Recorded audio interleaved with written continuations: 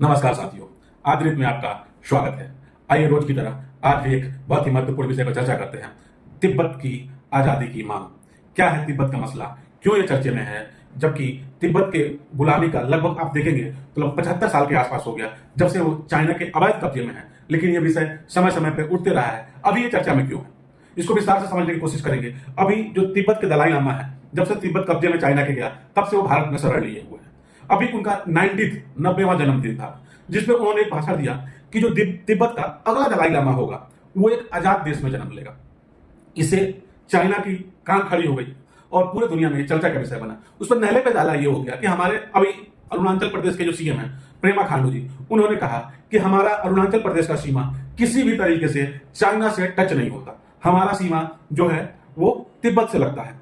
इस दोनों बयान के बाद से ये पूरे चर्चा में है कि एक तो पहले इनके बयान की बहुत सराहना होनी चाहिए। उन्होंने बहुत सही किया कि हमारी सीमा चाइना से नहीं लगती, वास्तव में वो नहीं लगती, वो तिब्बत से लगती। उसके पीछे की कहानी समझेंगे।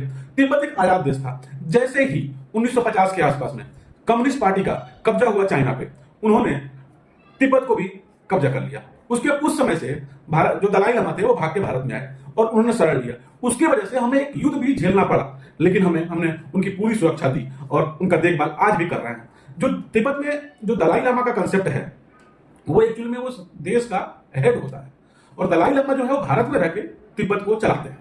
समय समय पर उनका बयान आते रहता है। अभी जो बयान आया इससे चाइना पूरा अपना एग्रेशन में है, उसने अपनी नाराजगी भी व्यक्त की और चाइना ने बोला कि तिब्बत लामा की घोषणा और दलाई लामा की घोषणा भारत में बैठ के नहीं होगी, इसका डिसीजन चाइना करेगा, ना कि भारत में बैठ के होगा। और ये जो भारत सरकार के बाद सख्त रुख है, अभी जो किरण रिजिजू हैं वो भी उनसे जाकर मिले और भारत ने अपना स्टैंड क्लियर कर दिया कि पहले की तरह नहीं है कि हम हर कुछ झेलने के बाद हिंदी चीनी भाई भाई करते रहेंगे। अभी जैसे को तैसा जवाब दिया जाएगा।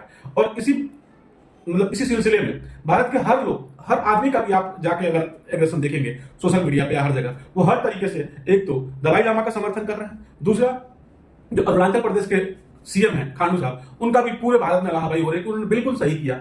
और चाइना को यह सबक सिखाने के लिए बहुत जरूरत है कि आने वाले समय में दलाई लामा के साथ मिलकर भारत उसमें सहयोग करे। अगर तिब्बत के लोग आजादी की मांग करते हैं, वो उनका हक है। वहां से पूरे मिनरल्स और सारी चीजों का दोहन कर रहा है चाइना और वहां के लोगों की स्थिति बहुत ही दयनीय, बहुत ही जर्जर है। इसमें भारत ने पूरे दुनिया के लोगों को ध्यान देना चाहिए और तिब्बत को आजाद कराना चाहिए। और दलाई लामा के सहयोग से अगर सब कुछ ठीक रहा तो भारत भी इसका सहयोग करेगा और एक दिन तिब्बत आजाद होगा। हमारी भी इच्छा है कि तिब्बत आजाद हो। आपकी क्या इच्छा है आप कमेंट में बता सकते हैं। जय हिंद, जय भारत।